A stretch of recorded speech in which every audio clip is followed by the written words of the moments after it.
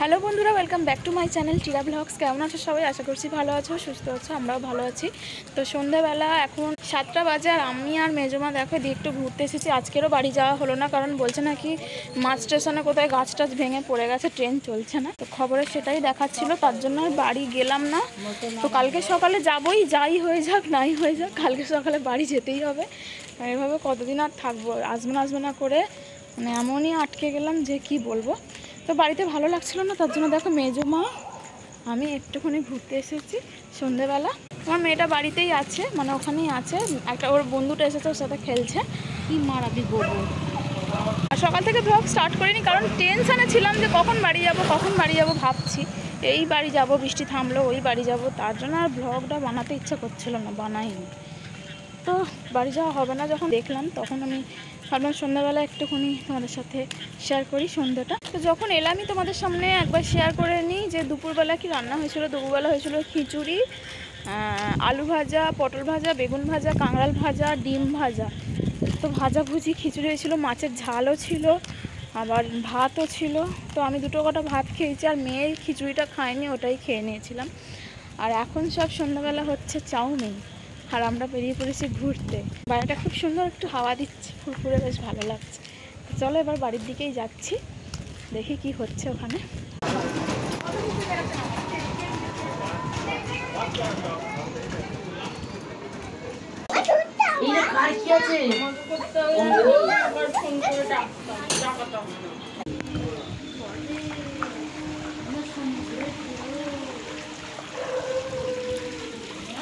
তো বন্ধুরা আমরা ওই বাড়িতে যাচ্ছি, দেখতেই পাচ্ছ পুকুরের জল মারিয়ে মারিয়ে, এই যে সমুদ্রের ওপর দিয়ে হেঁটে হেঁটে আমরা সব যাচ্ছি ওই বাড়িতে।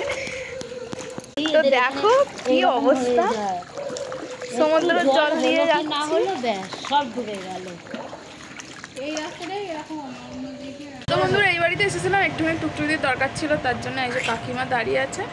তো এবার চলে যাব ওই বাড়িতে, সব রান্না বান্না হবে। আমাদেরকে বলে দিই, কালকে রাত্রেবেলা কিন্তু সেরকমভাবে কিছুই ঝড় হয়নি। ঝোড়ো হাওয়া দিচ্ছিল বটে, কিন্তু ঝড়টা হয়নি যে ঝড়টা হওয়ার কথা ছিল। তো ঠাকুরের সাথে ঝড়টা যে হয়নি সেটাই মঙ্গল। আর এখানে দেখতেই পাচ্ছ বৃষ্টিতে কি অবস্থা হয়েছে, একটু বৃষ্টি হলেই এখানটা এরকমই হয়ে যায়, সমুদ্র হয়ে যায় নাকি, কাকিমা সেটাই বলছিলেন।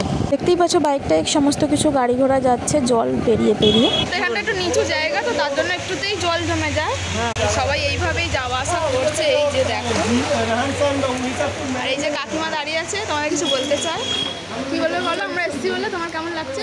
আমার তো খুবই ভালো লাগছে যে ঘুরে এসেছি, আর যেন রথে যেন আসছি। তো এখানকার রথ খুব ভালো হয়, আর মায়ের রথ এখানে সেরকম করে নাম করা রথ। ভালোবাসি, তো আমাদেরও খুব ভালো লাগছে, অন্তত আমার খুব ভালো লাগছে যে কাকিমারা খুব ভালো মানুষ। মানে এসেছি বলে মনেই হচ্ছে না যে অন্যের বাড়ি এসেছি, মনে হচ্ছে একেবারেই আমার নিজের বাড়ি, এরকমই একটা ব্যাপার। তো যাই হোক, এখন জল মারিয়ে মারিয়ে চলে এসেছি এই বাড়িতে। তো চলো, চাউমিন কিন্তু আমাদের ওই বাড়িতেই খাওয়া হয়ে গেছে। আমরা আসছিলাম না বলে কাকিমা, মানে টুকটুকিদির শাশুড়ি, নিয়ে গিয়ে দিয়ে এলো আমাদেরকে। তো ওখানে খেতে খেতে আর ভিডিওটা করা হয়নি।